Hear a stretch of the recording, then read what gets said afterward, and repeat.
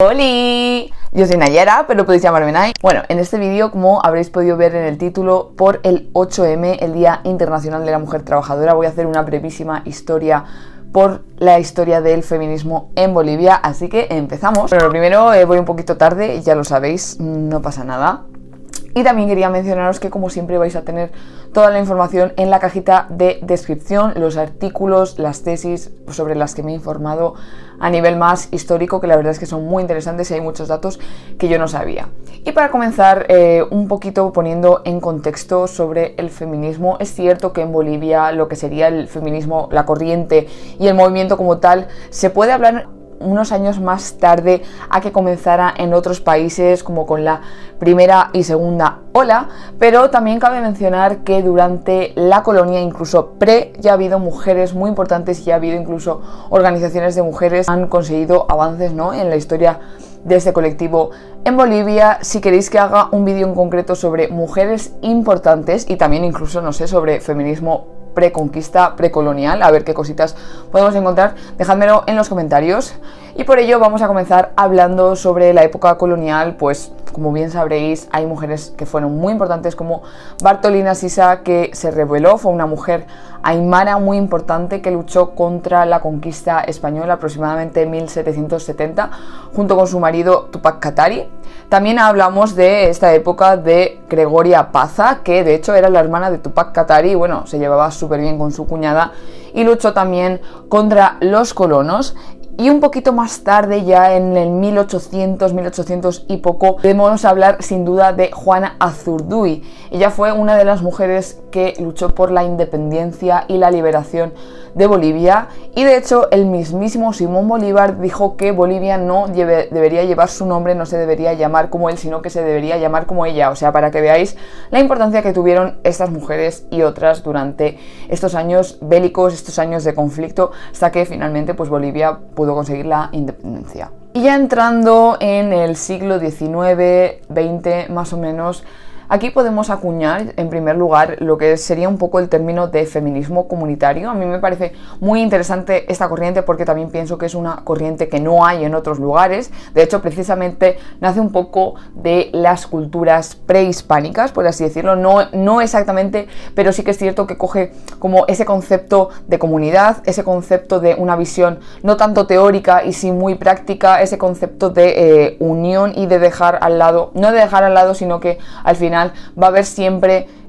cosas que el feminismo hegemónico y el feminismo de la influencia que ha habido en muchos países europeos o de Occidente en general ha dejado a un lado en los países más originarios y de Latinoamérica, entre otros. Entonces este feminismo básicamente parte de la idea de una unión, como ya digo, principalmente pues en las mujeres de áreas rurales, pero no solamente de áreas rurales, ¿no? Porque al final, históricamente, esto ha quedado también en las ciudades, cada vez con el tema de la globalización, con el tema de las migraciones a las grandes urbes, esto se va viendo más, siempre también de forma horizontal, sin jerarquías, y centrándose pues en los principales problemas, en las principales opresiones, y también haciendo una crítica muy exhaustiva a la colonia e incluso a las sociedades precoloniales, ¿no? Porque al final la opresión no solamente vino con la colonia, sino que venía de antes. Para comenzar, yo creo que sería la corriente más importante y la que comenzó en un principio y después ha seguido continuando, ha tomado más fuerza. Y si bien es cierto que tras la colonia las mujeres fueron el sector más oprimido y más afectado,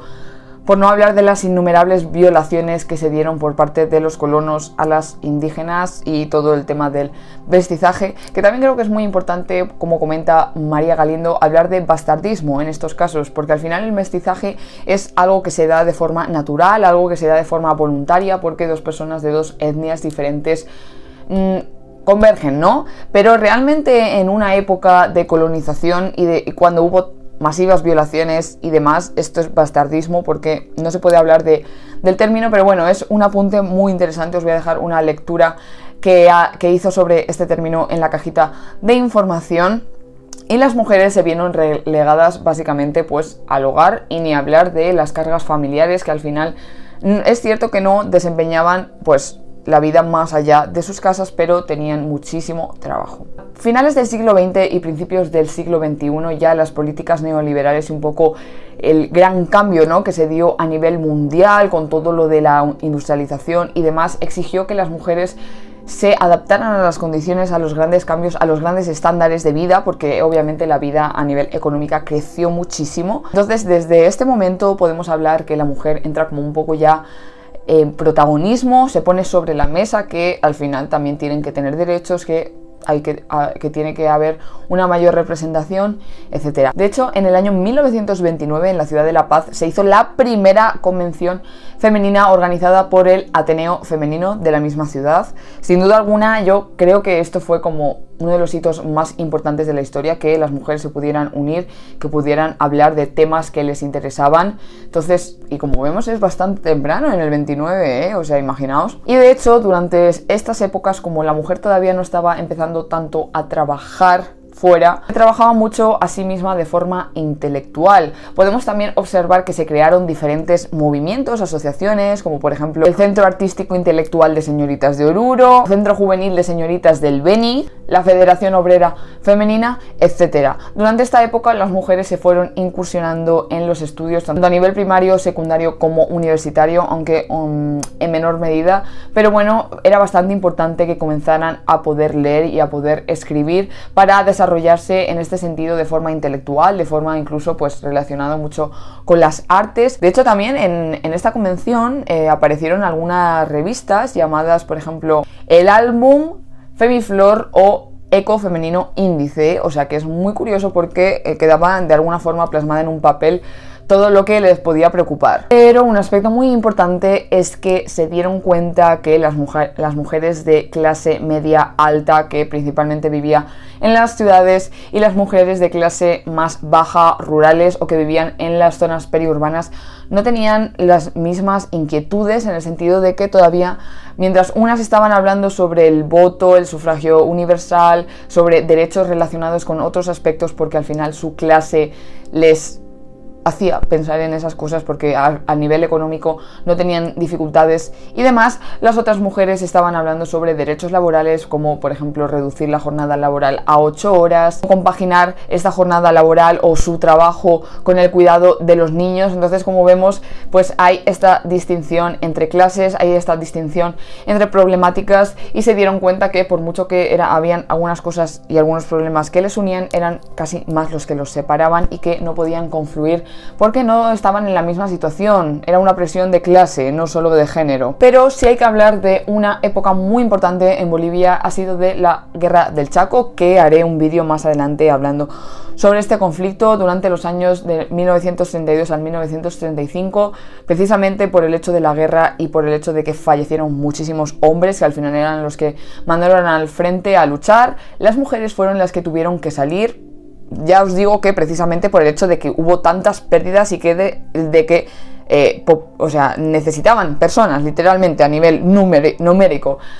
Tuvieron que salir, tuvieron que ostentar algunos cargos que habían desempeñado los hombres hasta ahora, e incluso, pues, por ejemplo, muchas enfermeras ayudaron pues con todo esto del conflicto, y es aquí cuando comenzaron también a organizarse y a sindicalizarse. Se puede hablar de sindicatos como la Federación Democrática de Mujeres en Bolivia, la UMBO, el Comité de Amas de Casa Mineras, etc. O sea que, como vemos, todo esto de la organización entre mujeres y de que al final fueran tomando las riendas y en los papeles de su vida fue un proceso muy importante, y al final, pues desgraciadamente fue por una razón que era un conflicto bélico. Esto debería haberse llevado a cabo de otra manera, pero bueno, así se dieron las cosas. A raíz de que fueron viendo que las mujeres podían desempeñar otros papeles más allá del hogar, se fue planteando la reforma constitucional para poder incluir el voto femenino en la misma, pero es cierto que había una gran oposición por parte de los hombres, tanto a nivel civiles como los hombres parlamentarios. Decían que las mujeres todavía no estaban preparadas, decían que muchas eran afines a la Iglesia Católica y que iban a votar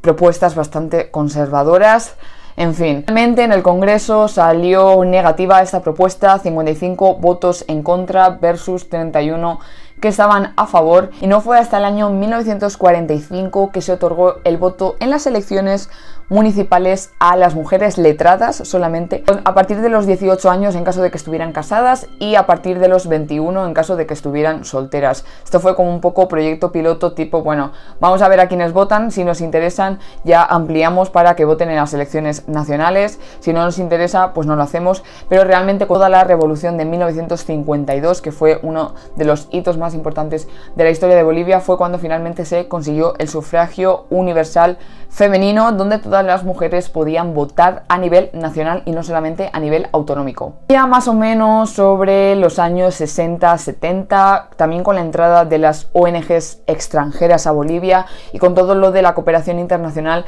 se pusieron sobre la mesa algunos otros conflictos como la violencia doméstica o incluso los derechos reproductivos de la mujer, siempre centrados en la reproducción, nunca en el placer sexual. Claramente en aquella época no se iba a hablar de eso, pero esto que parecía como una idea muy innovadora, al final ha sido como un arma de doble filo. De hecho, podemos hablar de los cuerpos de paz. Eran un organismo estadounidense que entraron a Bolivia con la excusa de prevenir embarazos no deseados, de regular un poquito la población y sobre todo de prevenir la pobreza. Supuestamente lo que se dedicaron fueron a esterilizar a mujeres de las zonas rurales, mujeres indígenas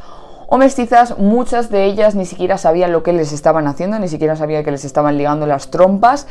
como vemos, sin ningún consentimiento, de forma completamente para eliminar a esta etnia, o sea, de un enfoque completamente racista y sobre todo pues sin especificar, sin consentimiento y sin ningún tipo de información. De hecho, hay una película muy buena que os recomiendo que se llama Sangre de Cóndor. La voy a dejar también en la caja de información porque encontré el link, que trata sobre esta figura de los cuerpos de paz llamados, y bueno, habla un poco de cómo fue la situación, ¿no? Y los problemas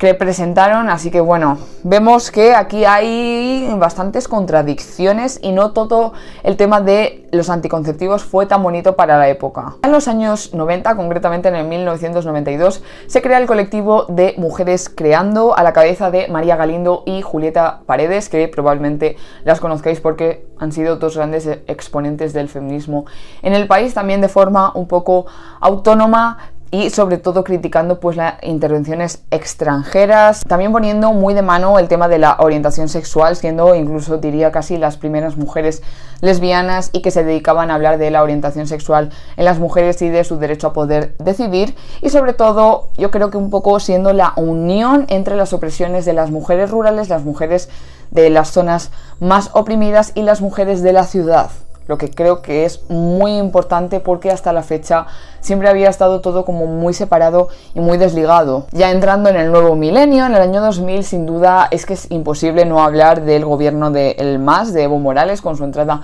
en el año 2005 y de los cambios que ha habido con respecto al género. De hecho, se ha promulgado la Ley 348, la ley integral para garantizar a las mujeres una vida libre de violencia. Básicamente pues incluye unas cuestiones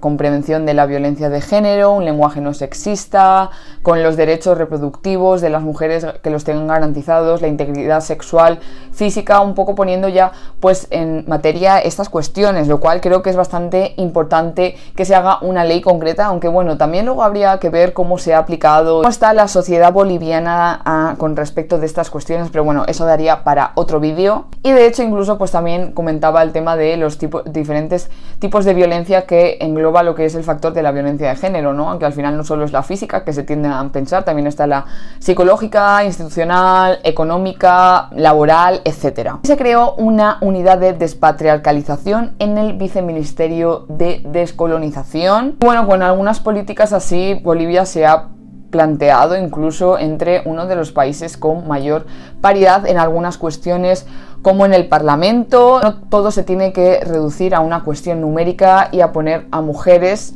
en un puesto, porque luego no siempre hay concienciación y no siempre se hacen políticas orientadas realmente al resto de la población. En la actualidad, el movimiento feminista en el país, la verdad es que está más activo que nunca. Podréis encontrar infinidad de colectivos en todos los departamentos con infinidad de temas a tratar. Sin duda alguna, algo que está muy a la orden del día a día de hoy es el tema de la ley del aborto. De hecho, bueno,